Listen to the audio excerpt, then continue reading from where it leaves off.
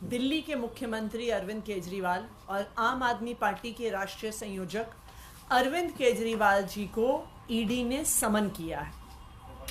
हर तरफ से खबर आ रही है कि 2 नवंबर को जब अरविंद केजरीवाल को बुलाएंगे तो ईडी उनको भी अरेस्ट करके जेल में डाल देगी। आज भारतीय जनता पार्टी और प्रधानमंत्री नरेंद्र मोदी जी आम आदमी पार्टी को खत्म करना चाहते हैं। यही कारण है कि एक के बाद एक झूठे केस बनाकर झूठे आरोप लगाकर आम आदमी पार्टी के नेताओं को गिरफ्तार किया जा रहा है और जेल में डाला जा रहा है। आम आदमी पार्टी के संयोजक और दिल्ली के मुख्यमंत्री अरविंद केजरीवाल को 2 नवंबर को जब गिरफ्तार किया जाएगा, वो इसलिए नहीं किया जाएगा कि उनके खिलाफ कोई केस है, उनके खिलाफ कोई सबूत है। उनको इसलिए गिरफ्तार किया जाएगा क्योंकि प्रधानमंत्री नरेंद्र मोदी जी को अरविंद केजरीवाल से डर लगता है। उन्हें पता है कि अगर इस देश में कोई एक नेता है जो खुल के भारतीय जनता पार्टी के खिलाफ बोलता है, जो भारतीय जनता पार्टी के खिलाफ लड़ता है, उस नेता का नाम है अरविंद केजरीवाल। जब से प्रधानमंत्री नरेंद्र मोदी जी 2014 में प्रधानमंत्री बने, तब से अगर एक आदमी से वो सबसे ज्यादा परेशान है, सबसे ज्यादा डरते हैं, वो अरविंद केजरीवाल है।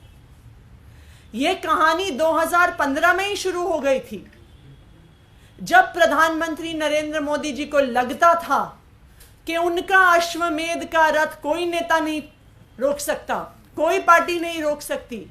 जब 2014 के चुनाव के बाद एक के बाद एक हर राज्य के चुनाव भारतीय जनता पार्टी जीत रही थी, तो फरवरी 2015 में प्रधानमंत्री की हर कोशिश के बाद अरविंद केजरीवाल ने भारतीय जनता पार्टी को मात्र 3 सीट पर दिल्ली में समेट दिया और आम आदमी पार्टी 70 में से 67 सीट लेके आ। 2020 में फिर से भारतीय जनता पार्टी ने अपना पूरा जोर लगा दिया, एक नेता को उतार दिया, पूरे देश का माहौल खराब कर दिया। लेकिन उसके बावजूद दिल्ली के लोगों को अपने बेटे अरविंद केजरीवाल से प्यार है और उन्होंने फिर से भारी बहुमत से अरविंद केजरीवाल को दिल्ली का मुख्यमंत्री बना के भेजा। 70 में से 62 सीट आम आदमी पार्टी को दी। जब एमसीडी का चुनाव आया तो भारतीय जनता पार्टी को पता था कि दिल्ली के लोग अरविंद केजरीवाल को जिताएंगे और भारतीय जनता पार्टी को निकालकर बाहर फेंक देंगे। उन्होंने फिर से हर कोशिश कर ली, एमसीडी के चुनाव को लेट कर दिया, परिसीमन कर दिया, गुजरात के चुनाव के साथ चुनाव करा दिया, लेकिन फिर भी दिल्ली के लोगों ने एमसीडी में भी अरविंद केजरीवाल को जिता दिया। तो अब भारतीय जनता पार्टी और प्रधानमंत्री नरेंद्र मोदी जी को पता है कि वो चुनाव में अरविंद केजरीवाल को, आम आदमी पार्टी को नहीं हरा सकते हैं। तो इसलिए अब आम आदमी पार्टी को खत्म करने के लिए आम आदमी पार्टी के एक नेता को जेल में डाला जा रहा है। अगर 2 नवंबर को अरविंद केजरीवाल गिरफ्तार हो जाते हैं, इसका क्या मतलब होगा कि आम आदमी पार्टी के सारे शीर्ष नेताओं को भारतीय जनता पार्टी जेल में डाल देगी। अरविंद केजरीवाल, मनीष सिसोदिया, संजय सिंह, सत्येंद्र जैन, एक पार्टी के सारे शीर्ष नेताओं को जेल में डालने का एक ही मतलब है कि वो आम आदमी पार्टी को खत्म करना चाह रहे हैं। और मैं ये भी आपको बता दूं कि अपने खिलाफ आवाज उठाने वालों को जेल में डालने का किस्सा, सीबीआई और ईडी को मिसयूज करने का किस्सा अरविंद केजरीवाल पे नहीं खत्म होगा। अरविंद केजरीवाल को जेल में डालने के बाद विपक्ष के जो एक नेता हैं, इंडिया अलायंस के जो एक नेता हैं, उनको भी जेल में डाला जाएगा। अरविंद केजरीवाल के अरेस्ट के बाद अगला नंबर हेमंत सोरेन का आएगा, जिनको भारतीय जनता पार्टी झारखंड में नहीं हरा पाती। हेमंत सोरेन के अरेस्ट के बाद अगला नंबर तेजस्वी यादव का आएगा, क्योंकि भारतीय जनता पार्टी आरजेडी और नीतीश कुमार की अलायंस को बिहार में नहीं हरा पाती। उसके बाद अगला नंबर पिनराई विजयन का आएगा, क्योंकि भारतीय जनता पार्टी केरला में सीपीएम को नहीं हरा पाती। उसके बाद अगला नंबर स्टालिन का आएगा, क्योंकि भारतीय जनता पार्टी तमिलनाडु में डीएमके को नहीं हरा पाती। एक के बाद एक भारतीय जनता पार्टी अपनी सीबीआई और ईडी का प्रयोग करके अपने विपक्ष के सारे नेताओं को जेल में डालने की कोशिश कर रही है। ये क्या है? ये इस देश में लोकतंत्र को खत्म करने का प्रयास है कि आप चुनाव नहीं जीत सकते तो जो लोग आपको चुनाव में हरा रहे हैं उन लोगों को जेल में डाल दो कि चुनाव की जरूरत ही नहीं पड़े। फिर इस देश में चुनाव नहीं बचेगा, फिर इस देश में संविधान नहीं बचेगा। लेकिन मैं प्रधानमंत्री नरेंद्र मोदी जी को बताना चाहती हूं कि आम आदमी पार्टी के नेता जेल जाने से नहीं डरते हैं, झूठे केसेस से नहीं डरते हैं। हम इस देश के संविधान को बचाने के लिए अपनी आखिरी सांस तक लड़ते रहेंगे। Thank you. आपने जैसे कहा कई बड़े नेता जेल जाएंगे, बीजेपी का भी यही आरोप है कि सारे बड़े नेता जेल ही जा रहे हैं। आप लोग अनुराग ठाकुर का एक बयान है, उन्होंने कहा कि केजरीवाल जो ईमानदारी का सर्टिफिकेट बांटते थे उनके सभी नेता आज जेल में है, कैबिनेट आधी से ज्यादा जेल में। देखिए, ये तो मीनाक्षी लेखी जी ने सदन में पार्लियामेंट के पटल पर ये धमकी विपक्ष के नेताओं को दी।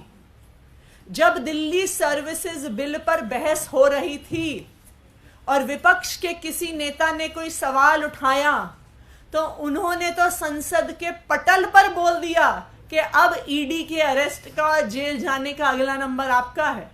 तो ये साफ हो जाता है कि भारतीय जनता पार्टी ईडी और सीबीआई को चला रही है, अपने विपक्ष के नेताओं को खत्म करने के लिए चला रही है।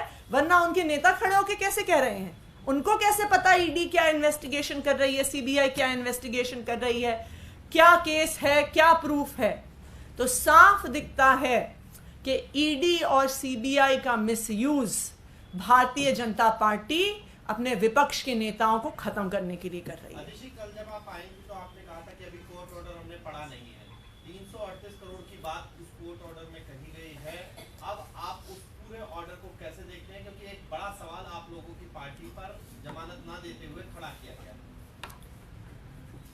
जो सुप्रीम कोर्ट का ऑर्डर आया है कल, अगर उस ऑर्डर को डिटेल में पढ़ा जाए तो एक एक करके जो सारे आरोप ईडी ने मनीष सिसोदिया जी पर लगाए, वो सारे आरोप इस सुप्रीम कोर्ट के ऑर्डर ने एक एक करके खारिज किए हैं। ईडी ने जब इस केस को आर्ग्यू किया तो उन्होंने कहा कि दिनेश अरोड़ा ने मनीष सिसोदिया जी को 2 करोड़ की रिश्वत दी। सुप्रीम कोर्ट ने उस आदेश को, उस आरोप को खारिज कर दिया। उसके बाद ईडी ने आरोप लगाया कि मनीष सिसोदिया जी ने 45 करोड़ की रिश्वत ली, उसकी लॉन्ड्रिंग करी और गोवा के चुनाव में खर्च किया। सुप्रीम कोर्ट ने उस आरोप को खारिज कर दिया। ईडी ने तीसरा आरोप लगाया कि मनीष सिसोदिया जी ने 100 करोड़ की रिश्वत ली।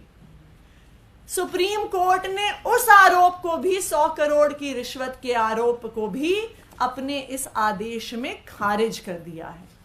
तो जो सारे आरोप ईडी ने लगाए हैं वो एक एक करके सुप्रीम कोर्ट ने खारिज किए हैं कल के ऑर्डर। दूसरी बात, जिस 338 करोड़ की सुप्रीम कोर्ट ने बात करी है, उन्होंने एक चीज कही है। उन्होंने कहा है कि 338 करोड़ का सुप्रीम कोर्ट के अनुसार कुछ लिकर होलसेलर्स को फायदा हुआ, लेकिन कहीं पर भी सुप्रीम कोर्ट ने यह नहीं कहा कि ये 338 करोड़ आम आदमी पार्टी के पास या मनीष सिसोदिया जी के पास आए हैं या किसी भी प्रकार का क्विड प्रो क्वो या लेन देन हुआ है। तो ये स्पष्ट है कि इस ऑर्डर में जो जो आरोप ईडी ने लगाए थे उनको खारिज किया गया है और जो 338 करोड़ की बात हुई है उसमें भी आरोप मनीष सिसोदिया पर नहीं है, ये सुप्रीम कोर्ट के ऑर्डर में दिखता है। फिर आप लोग क्या करेंगे, क्योंकि आपके यहाँ सब ऑर्डर भी है और आप कह रहे हैं कि सारी चीजें आपके फेवरेबल भी है, जमानत फिर भी नहीं दी गई, तो अब आगे क्या? देखिए, ये इस बात को हमें समझना पड़ेगा कि ये जो prevention of money laundering act है, पीएमएलए, ये एक साधन बन गया है, एक तरीका बन गया है। बिना किसी भ्रष्टाचार को साबित किए आप जेल में डाल सकते हैं किसी को, आप किसी को भी जेल में रख सकते हैं। हम तो कहते हैं अगर किसी भी नेता ने भ्रष्टाचार किया है, चाहे वो आम आदमी पार्टी का हो, चाहे वो बीजेपी का हो, चाहे वो कांग्रेस का हो, चाहे टीएमसी का हो, चाहे डीएमके का हो, उसको जेल में डालो, लेकिन सबूत दिखाकर जेल में डालो। पीएमएलए के माध्यम से, जो पीएमएलए का सेक्शन 45 है, वो बिना किसी सबूत के, बिना कुछ आरोप साबित हुए ईडी को एक माध्यम देता है किसी भी व्यक्ति को जेल में डालने का और जेल में रखने का। तो हमें इस बात को समझना होगा कि आज जो ईडी के हाथ में हथियार है, जो prevention of money laundering act है, वो बिना ट्रायल के, बिना आरोप साबित हुए किसी भी व्यक्ति को जेल में रख सकता है। इसीलिए जो कल का ऑर्डर आया है उसमें इतना कुछ खारिज होने के बावजूद बेल नहीं मिली है, क्योंकि ईडी के हाथ में एक ऐसा हथियार है कि उन्हें अपने आरोप साबित करने की जरूरत नहीं है। कल सुप्रीम कोर्ट ने भी कहा है कि एंडलेसली एड इन्फिनिटम आप बिना ट्रायल के किसी को जेल में नहीं रख सकते हैं। उन्होंने ईडी को भी आदेश दिया है कि इस ट्रायल को जल्द से जल्द पूरा किया जाए, क्योंकि जब तक ट्रायल नहीं होता है, जब तक आरोप साबित नहीं होते हैं, तो आप किसी को भी ऐसे बंधक बना के नहीं रख सकते। और यही कारण है कि सुप्रीम कोर्ट ने कहा है कि अगर आरोप साबित करने की जो प्रक्रिया, जो ट्रायल की प्रक्रिया है, अगर वो डिले होती है तो फिर से जमानत की याचिका मनीष सिसोदिया जी फाइल कर सकते हैं। अध्यक्ष जी, क्या मुख्यमंत्री अरविंद केजरीवाल 2 तारीख के समन को एक्सेप्ट करेंगे, जाएंगे ईडी के सवालों का जवाब देने के लिए? देखिए, आम आदमी पार्टी हमेशा से सबके सवालों का जवाब देने को तैयार है। आज समस्या ये है कि आज सवालों के जवाब नहीं ढूंढे जा रहे हैं। आज आम आदमी पार्टी के एक एक नेता को जेल में डालने के बहाने ढूंढे जा रहे हैं। तो जो 2 तारीख को अरविंद केजरीवाल को समन किया गया है, वो सिर्फ सवालों के जवाब देने के लिए समन नहीं किया गया है, उनको गिरफ्तार करने के लिए समन किया गया है।